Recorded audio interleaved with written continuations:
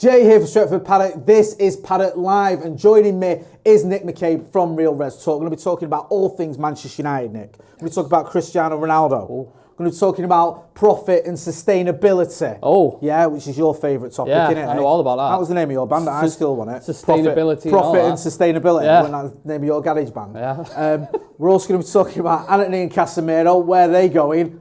Probably nowhere. A little bit about Ugarte. Also, Marcus Rashford. He's been hanging around with our mate Ryan Hopper. Has he? Yeah. Oh, actually, I've seen that, yeah. Yeah. Training RH, hard, isn't it? up the RH. So Up we're the getting RH. into a little bit of that. So make sure you are getting involved in the chat and the comments. Hit that like button as well. And if you're not doing already, subscribe to the channel. Get a grip and subscribe. Loads of comments already. Samuel McCabe is in there. He says RRT. Real Res Talk. How's the channel going? Smashing it, yeah. I've heard you've got a special guest tomorrow.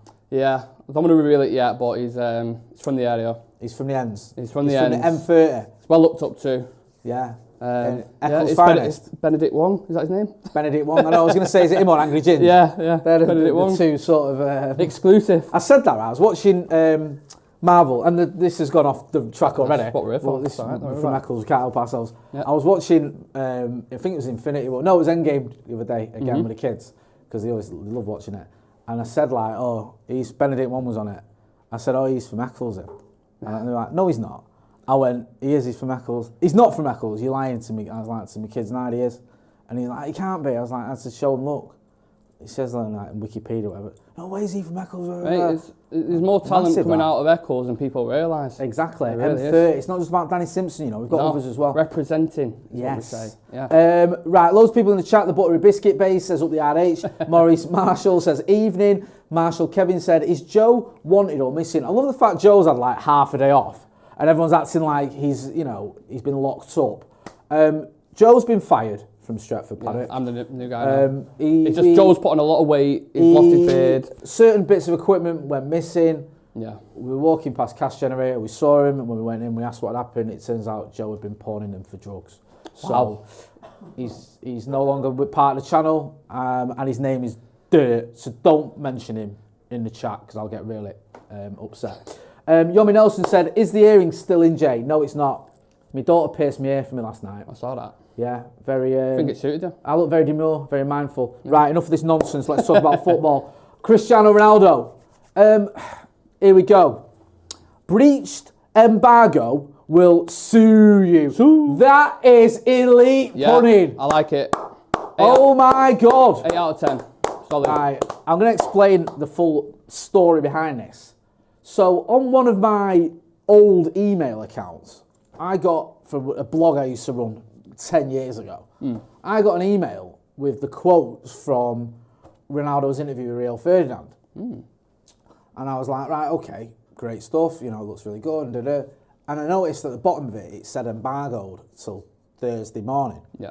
Now, some people didn't care about that. They must have got the same email and they just plastered it all over everywhere, on Twitter and on Instagram and whatever. And then other journalists who obviously did care about the embargo, because they see an embargo and they think, right, okay, we're not going to mess with that, have sort of called them out on it. So hence the breached embargo will sue you. Do you want to read through that, my friend? So, Cristiano Ronaldo has recently come out to discuss Man United giving advice to current manager Erik ten Hag. Ronaldo said Manchester United, they need to rebuild everything, in my opinion. The coach, they say they cannot compete to win the league and the Champions League.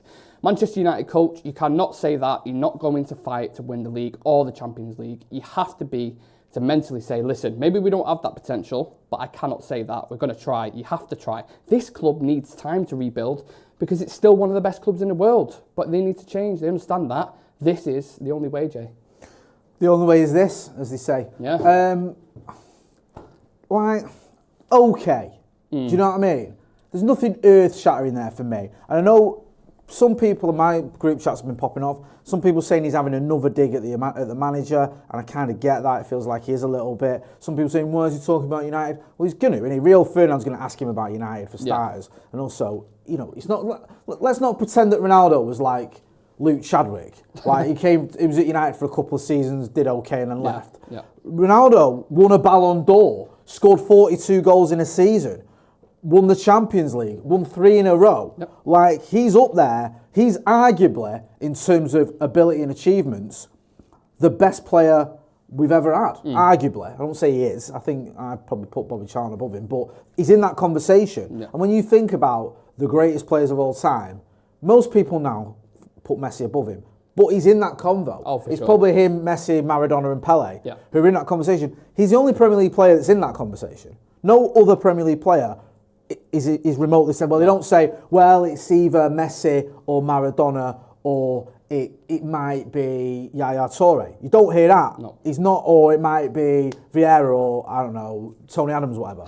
There's not, but you know, I'm not trying to be funny. There's no other team. Like, I know the Scouts would love it, but Steven Gerrard's not in the conversation for the greatest player of all time. As much as they'll tell you he is, and they'll try and push that. Exactly. So he's definitely not. Ronaldo is always going to be up there, whether you consider him a club legend or not. He is a legendary player. So I get it. It's all valid to hear what he's got to say. I do think there's a little bit of... do you think there's a bit of saltiness in there? A bit of... and I don't get why there is. I don't know why he seems to be so sort of still annoyed at Ten Hag.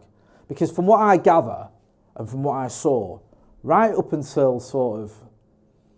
it was obvious Ronaldo wasn't happy with Ten Hag. I thought Ten Hag sort of tried to make it work. I felt like he did. There's that narrative now where he came back, scored, was it 17 league goals or something along the lines of that. Everyone's buzzing, they're loving it, and you can't blame Ole Gunnar Solskjaer either for bringing him back.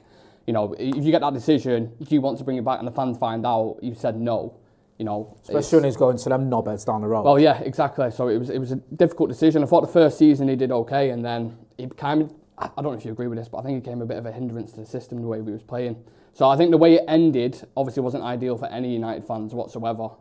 It started off as a fairy tale and then went salty, didn't it? I think, everything went wrong at once, like with Ronaldo. Martial, I don't know whether he was just because Ronaldo come in, but when he did get a chance, his career looked to almost end the moment Ronaldo arrived. He never, strikers. Yeah, he never came back from that, did he? Yeah. Cavani, he went to the Dogs, he seems to lose his mojo. Yep. Like you said, the results went horribly wrong. You can't blame all that on Ronaldo. It's not Ronaldo's fault. He got beat 5-0 at home off Liverpool or whatever. And that second season, the first season at least he scored a lot of goals. I think it was 24 in all comps, 17 in the Premier League. Very good indeed. Second season, it looked like he didn't want to be here. There was that funny issue with the pre-season. He didn't go away on pre-season. Then the first game at Old Trafford in pre-season, he left at half-time. There was a bit of arguing between him and the manager. You see, they didn't see eye to eye. He gave that awful interview to that knobhead Piers Morgan. Yeah. Doesn't help when you do that, does it? No, and the rest is history. Connor's Minecraft World says Nick McCabe was the guitarist in The Verve. Yep. Fact. Yep. Is that true? Thanks, Connor. Not you. I mean, is that your namesake, or is he talking? What's he on about? No, it's absolutely spot on. Correct. What? The guy at The Verve. Oh yeah. Yeah, the Verve guitarist is called Nick McCabe. I don't know about that. I was just going along with it, saying I'm the guitarist. But oh right, sorry. Is that your mate? I don't know. I was just going. I think he's trying to give me a bit of credit. This guy? I don't know. What's his name? Sorry. Connor's Minecraft World. Sorry, I don't want to be disrespectful. Connor's Minecraft World. I'd have to say no, unless his second name's Minecraft World, in which case it'd be a bit bizarre, wouldn't it? To be fair. Right, Nick McCabe. Yeah. Is the guitarist from The Verve. Well, that's what I'm getting at. Right, I thought he was asking me if I was the guitarist on The Verve. No, I know you're not the guitarist in The Verve. How do you know that? How old are you? I'm a man of How many old are you? strings. Younger than me. The Verve are older than me. Nick McCabe's 53. How old are The Verve? Around 53 years old. Okay. Right. So when he said Nick McCabe is the guitarist, I was going to say, that's what I said, is he named? Oh, is it? Nick and McCabe you act like you Jr. didn't know. Yeah, I was just... Have you never heard that before? Has no one ever said that to you before? Am I the guitarist from The Verve? Has no one ever told you the guitarist in The Verve is called Nick McCabe? No, that's an exclusive. That's the first time I've ever heard that. Right, well, do Glad you know what I found out yesterday? That blew my mind? Go on. That Samuel L. Jackson is Michael Jackson's cousin. Fuck off. Oh, sorry. Sorry, you can swear. Yes, we can let that live in it. Stevie Wonder's the cousin. No, I'm not having it. You're having me on. There's an interview with Janet Jackson on Radio 2 with Scott Mills, and she says, and she's got zero sense of humour as well, Janet Jackson, that she's talking about family and Elton John. Stevie Wonder's a cousin, and Scott's like, what? And she's like, yeah, and Samuel L. Jackson's another cousin of ours. Like, his mum and my mum are on my life, he's related to sisters. Michael Jackson. Yeah, Samuel Jackson. See what I mean? That I'm face not, says it all. It's true. I'm not having it. What are we saying? Right, Joshua Bowater says, I saw Joe in the back of a Welsh police car. Apparently he punched an Airbnb host because they only supplied single-ply toilet paper. There was he's gone on an Airbnb where apparently he had to pay 12 quid for towels or something, wasn't it, Eve? Yeah. Yeah, bed him. Brian Casey says, real Paddock talk. The duo we didn't know we needed. Elite Baller says, this is intense chat. Johnny Scratchley says, it's a cul-de-sac, Jay. Humilo Botoman says, the game against Southampton is a final for us. What do you think about starting Rashford, Xerxes, Ahmad, Casemiro and Ugarte? The subbing on Mainu, Garner and Rasmus to impact the game from the bench. I wouldn't start Casemiro personally, and I don't know about how that would work. Rash, Xerxes, Ahmad, maybe. I'd start Ahmad. Out of all them, Ahmad would start, but I'd probably start Mainu as well because I love him. Hit that like button, please, people. Let's move on to the next story. That was perfect. Angel Delight. It's a tap-in, it's basic, but it works. Everyone loves Angel Delight, Do you know what I mean? Yeah. There's no need to make it difficult. Excellent reading before, by the way. Please continue. Okay. Angel Gomes opened up on his decision to leave his boyhood club and was asked about the potential of returning. Gomes came off the bench against the Republic of Ireland on Saturday before starting against Finland on Tuesday. Speaking to L'Equipe last year, Gomes said it was a very difficult decision. In my heart, I wanted to leave. In my head, I was thinking of staying, but I had to follow my heart. I felt that I needed to take another step in my career. I felt that I had stayed, there wouldn't be a lot of opportunity for me. Do I imagine myself coming back one day? Obviously, it's home. I would love to come back, but you never know in football. I just have to keep my feet on the ground and keep playing, making the most of it. I can't predict what will happen in the future. Yeah, there's a lot of this. Someone's in the chat saying it's not true about the Samuel L. Jackson thing. I've just put a link in there. You can go and check it out, the interview. I loved Angel Gomes when he was at United.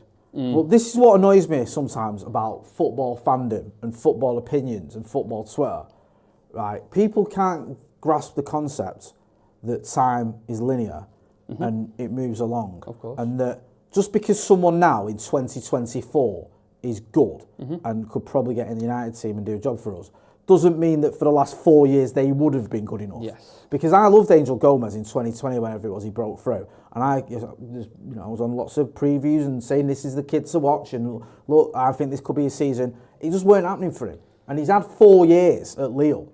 Sometimes you got to let him leave the nest, haven't you, to develop. So this idea of we shouldn't have kept him, or it should be like, I get the argument, but I don't think it's that easy that he would have stayed at United, got lots of minutes and developed into the player he has. I don't think that would have happened. I said to you, it's an inspiration, isn't it, really, for other players and academy players. Sometimes you might not get that first opportunity, but you look at what he's doing for Lille now. Even what he did for England in the game, I don't know if you watched it closely, but he was impressive, man. He's the exact midfielder that England need. And I'd argue he could be a replacement for Eriksen as well, along, in a free next summer. So I'd certainly keep an eye on him. I don't think he was... I don't say he's not good enough at the time, but you couldn't see him enough. He wasn't getting enough game time, couldn't get into the team. So he had to do what he had to do, and he's building up that reputation now. So I like the look of him. Good player. Good player. He's good to watch. He's developed a bit as well, like you say. He sits a lot deeper now than he used to when I remember him at Manchester United. There's question marks as well when he was first at United. Is he too frail? Is he too small? Too slight? 5'5", I think he is. Something like that. But I think football's moving in that direction anyway. You can be tiny and still be mint, and he's obviously that. Done very well for England. Obviously now everyone's like, oh, Mainu, well not everyone, not non-United fans, oh, you've got to drop Mainu and get Gomes in, just shut up. It'll be interesting to see what happens with him next season, whether he does end up back at Old Trafford. I don't think anyone would be complaining if he did, especially on a free transfer. Right, let's talk about, is it Antony and Cleopatra? Antony and Casemiro. Cleopatra, a new player. Right, 2 cooked turkeys. Yeah, okay. Yeah. There's a more philosophical meaning in this. All right. Have you done anything with this? Are you going to change that picture to 2 turkeys? You scare me when you do this. I hope you do. No, I don't like... There's a thin line between, I don't want to turn Casemiro into a turkey and people get upset. Not Christmas yet. Right, he does these little things. My favourite one where Ethan had us over, where he picked... Who was it? De Jong, was it? De Jong, he had the wrong De Jong. Classic. And then I called him over and said, come here. And he came over and he laughed and then he took it. Awesome hen. Awesome hen, that was it. Awesome hen. And was that when you turned him into a hen?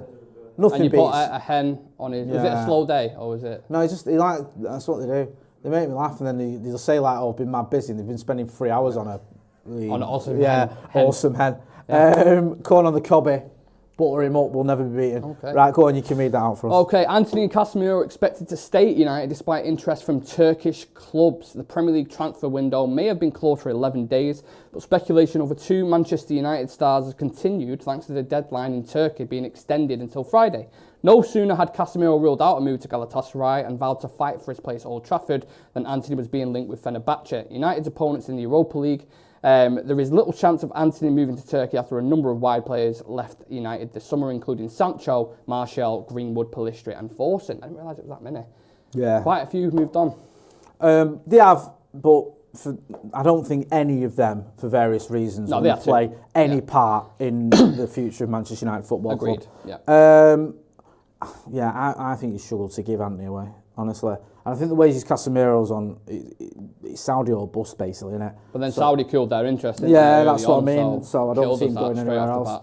Maybe, I keep going on about it, I saw Gary Neville and Roy Keane and Ian Wright on, and Jamie Carragher on the overlap, Stick to Football, whatever it was, I always forget the name of which show. Yeah. But they were saying maybe Casemiro further up the pitch can still do a job for you. You saw him in the Community Shield. Yeah. You saw him against Fulham. Him and Ugarte together potentially as well. Potentially. I can see. Yeah, one to keep an eye on. Get involved in the chat in the comments. Brian Casey says not sure about this one. Dave Bell says turkeys will be cooked by January. Yeah, Brian Casey also says United aren't lucky enough to get decent money for both Antony and Casemiro. I think both will leave on a free when their contract ends. What's his valuation now, do you think? Who? Antony, right now. What would you get for him, an absolute push in the market?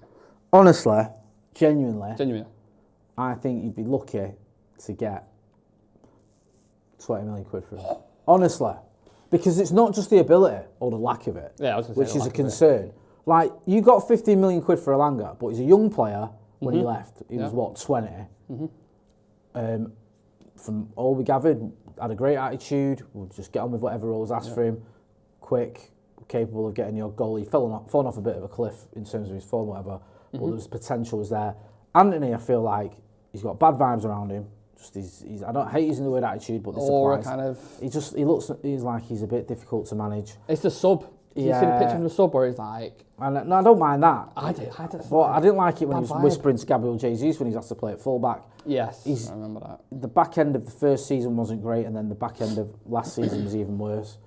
And I just think he's not that good, to be honest with you. And I think he doesn't follow instructions, and wages are a big thing as well. Wages, £200,000 a week. Let me know what you think. Elite Baller says Joe has started a commune in Dundee. Solo's in the chat. Good to see Solo. 15 million for Antony, says Real Reds talk. Hey, 15. Do you agree? Yeah. Well, I feel 15, 20. I would probably. Yeah, around that area.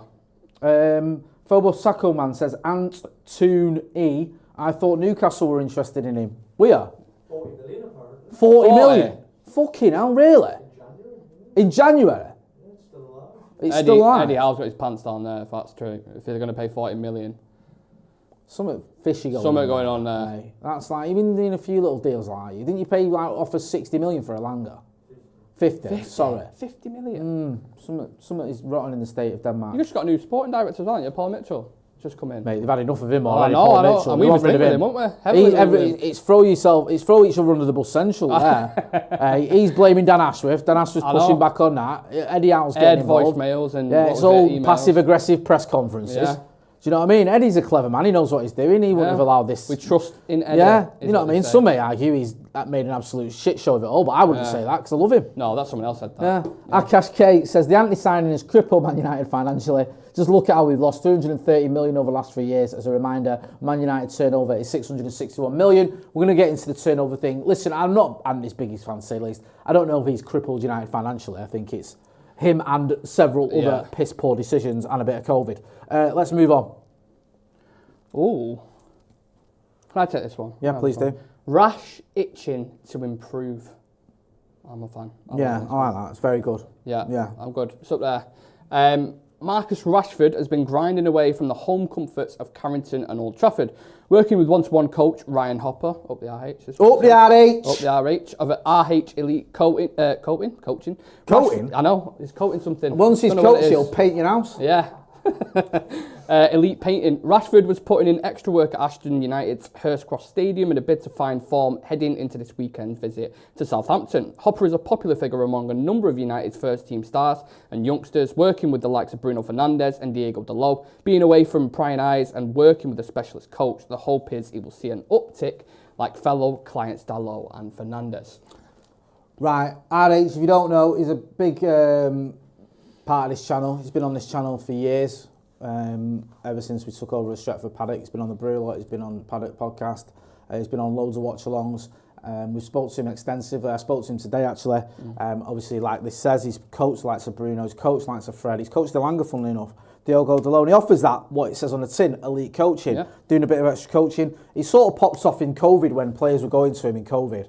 And getting that little bit of extra because they weren't playing as many games or getting as much training. But now it seems that Marcus Rashford has turned to him. Listen, I love Marcus Rashford. I'm still in, the sort of defending Marcus camp. He has to do things quickly now. He has to get his career back on track because he's had a poor season and I don't know how much patience the manager's going to have with him. But this is the exact move Marcus should have done.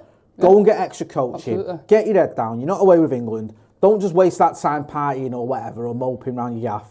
Go and get some coaching. Work with someone who knows how to get the best out of the elite players, because you don't get much more elite than the likes of Bruno Fernandes. It says it there, elite, and do your best and to get yourself back to that level that you were at, because you've got it in him, Marcus. I don't think he's a bad player. No. Some players you go, he ain't good enough. I don't think that's the issue, Marcus Rashford, because we've seen him score goal after goal after goal against the likes of Liverpool and City and Chelsea and Arsenal and teams like that. We've seen him hit the dizzy heights of 20-odd goals a season, 30 goals a season, but then we've seen 8 goals a season, 9 goals a season, whatever. So he's like peaks and troughs. He needs to get to the stage where he was when he was banging him in every week. I also don't think he's as bad as everyone's making out. I think he's almost become a little bit of a scapegoat at the moment. It seems like the only name to be slandered, but I think you look at a lot of our senior players, the way they've started the season, I think there's a lot of them been off it. I think Lisandro's been off it. I think Bruno's been off it. So Rashford isn't the only one, but for some reason he draws this light towards him. And even people with the training videos he was putting out, like, what's he doing? He should be focused on football. I don't get that. I get the criticism because he's a senior player. Yeah, so I do get it if you're going like, come on. Like maybe over a Diallo or a Garnacho because they're younger or whatever. So I do understand some of it. But when he's doing the things that you want him to do, I'm not going to give him stick. No. It's the international break and he's gone and got extra coaching. Good. That's what I want to see from him. Yeah. Saturday's a big game for Marcus Rashford. We need to see a performance from him as well as a team. And I feel like Erik Ten Hag, I don't like to be melodramatic, but he needs a win there. I think if he loses that one, he's going to be in all sorts of trouble. The negativity. The negativity will be unbelievable. Let's talk about Manuel Ugarte. Yes. Go on. Okay. Man unwell Ugarte. Manuel Ugarte played through illness with Uruguay ahead of his potential debut for Manchester United this weekend. The 23-year-old played a full 90 minutes as Uruguay drew 0-0 with Venezuela in their latest World Cup qualifier on Tuesday evening. But Ugarte was a late doubt for the match after suffering from a fever in the 24 hours leading up to the game. Ugarte told AUFTV, "Now I feel a bit down, but I feel fine during the match despite the heat. Yesterday I had a bit of a fever, but we drew and got a point." He's not even at United yet and he's already ill or injured. This is right. This is a bit of it. You've tapped it in now. You've gone 3-0 up after your Ronaldo one. So in the second half, you just kept it at a sort of steady 0-0. Producer Ben. Yeah. Was it? I like that they throw each other under the bus. Man unwell. I don't mind. I don't mind it. Man unwell. I mean, it's okay. Are you not a fan? It's all right. I thought they had the dizzy heights though with the Ronaldo one. That's what I mean. So they've won the early rounds and now they're just taking the foot off the gas because they know like as long as we don't get bad, we'll be all right. We'll get the decision. Right. Yeah, listen, as long as he's playing against Southampton, he can't have been that ill if he played his part in that 0-0 against Venezuela. I just want to see him in a United shirt other than just do you think he'll start pictures. Saturday? I think he has to. And do you think he should as well, yeah? Bro, on top of that. I'm telling you now, right, I'm not fucking exaggerating. This is a cup final.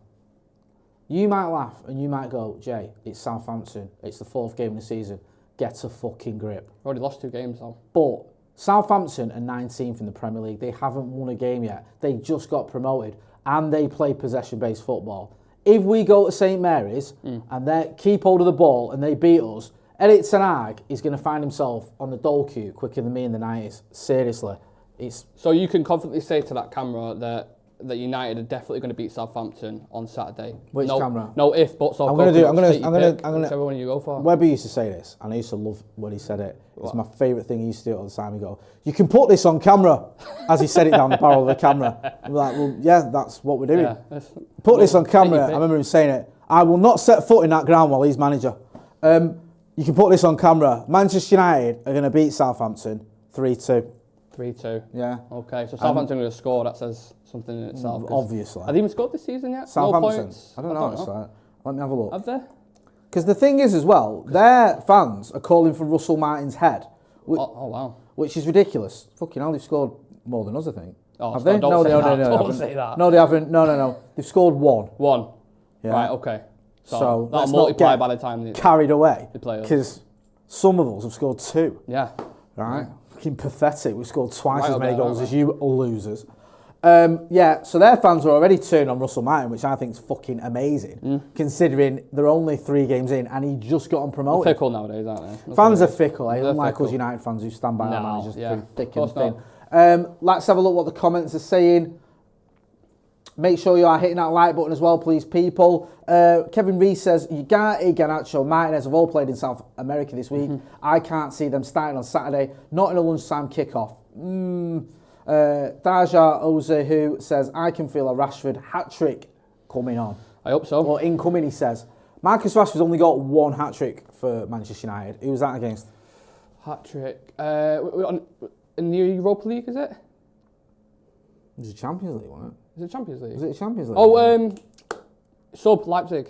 Yes. Yes, there we go. RB Leipzig. Yeah. Absolutely left. And he was an impact. Left wasn't Dale Upamecano on his ass. Yep, he was an impact See substitute. that? And my memory's crap as well, by the way. He's not got a Remember Premier that. League hat-trick, has he, though? That's always a stick that he's used to being with. Listen, I'll be happy if he gets a goal, let alone a hat-trick. But you never know. Marcus Rashford to get a hat-trick, United to win 3-2. You heard it here first. Yeah. Right, let's talk about money. Cash. Have you got any? Because I'm a bit... You know where I live. We're all skin. Yeah, true. Right, go on. Okay. Oh my God. We're skint. Yeah, I like that. You got to laugh. You got to laugh there. I like the way you said it as well. Yeah, I thought... Because you sort of got into character, so this it's is- appreciated. It's my 4th one now, so I'm trying to... Yeah, man, you're raising the Trying to bar. build up, you know Yeah, what I mean? that's good. United have reported a net loss of 113.2 million in the year to 30th of June. The latest accounts show it follows losses of 28.7 million in 2022 and 23 and 115.5 million in 21-22, and their latest figures take total losses over the past 5 years to over 370 million pounds. United are not expected to breach PSR rules because not all spending goes against the calculations and the club can claim allowances known as add-backs. Omar Berrada said the club remains committed to and in compliance with both the Premier League's profit and sustainability rules and UEFA's financial fair play regulations. We want to restore the club to the top of European football. We have strengthened our men's first team and with 5 exciting players and put new football leadership structure in place to provide greater support to our manager and breathe. Well done. Excellent reading there. Thanks. Yeah, we've still got no fucking money, but I'm not surprised considering the amount we've wasted. No, yeah. You can't go around like that. Oh, what's that? I mean, 70 million for Casemiro and put you on 350k a week. Yeah, what's that? We'll take a fucking 40 million quid loss on Jadon Sancho. We'll give Antony 80 million quid for his signature and 200k a week, whatever. It's going to catch up with you, Absolutely. especially if you ain't got regular Champions League football. Champions League's like 70, 80 million a season, isn't it? And we've had what?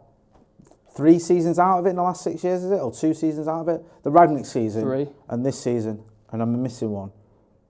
Yeah, well, Jose finished 6th. And But he won the Europa. Oh shit! Is it just is it just recently? Is it just the Ragnick season and Must be, yeah. and this season? Yeah. I'm missing one. I think that's it, innit? Yeah. You have to go back to Van Gaal. I think Van Gaal's last season as well, if you want to go back to 2016 or whatever it was. So yeah, we've not always been in the Champions League. And also, let's not forget, we were in the Champions League last season for a month. Oh my God. It's not like we fucking, Do not got remind me to of the that dizzy campaign. heights of finishing 3rd in the group there. Yeah. We finished bottom of the group. We didn't even go into the Shocking. fucking Europa. Absolutely shocking. So that's going to hurt you financially. Yeah. Plus all the wages and the fucking... And also, finishing 8th doesn't help in terms of the money you get, the revenue and all that stuff. So yeah, it has been a bit of a shambles. We have wasted a load of money. We haven't achieved what we should have achieved. We haven't been in Europe's top competition. We haven't even been in the Europa League at some stages. So it hasn't been good enough. Hopefully though, Ineos, Berrada, Wilcox, Ashworth, all them lot can sort it out and get Manchester United back to where we belong. Yeah. The one thing I will say is I think sales we've done really well on.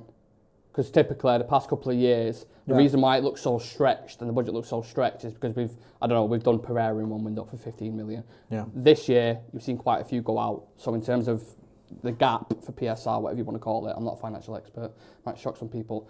We've done well in that department. So that's a good point, that, because we got rid of almost everyone we needed to get rid of, didn't we? And the big ones, the big one, like getting rid of Sancho on the 11th hour was huge. Yeah.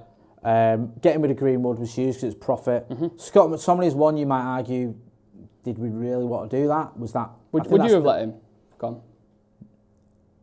If it was a case of the only way of getting Ugarte was to let Scott, I think Ugarte's more important. I'd agree with that. And in an ideal world, I'd have kept them both, or I had them both, because I think McTominay from the bench offers you something. Yeah, I'm not a big fan of Scott McTominay starting, unless it's the FA Cup final. Of course, you're asking him to mark Rodri, in which case he was one of the best performers in the history of association football. Like it too, so, wasn't he? Oh mate, incredible. Tell you what, fucking hell. Remember him? Remember him. Remember him. Shrine to him in my house. Yeah. Right, I'm going to wrap it up there. Thank you, Nick from Real Reds Talk, for joining us. It's been a really enjoyable evening. Yes, some excellent reading as well there. If you're not doing already, go and check out Real Reds Talk. We'll put a link. Can we find a link? And we'll put a link in the description. Oh, there's a link in the description. Rory Connolly says, Jay, can Ugarte do it on a cold night or rainy night in Stoke?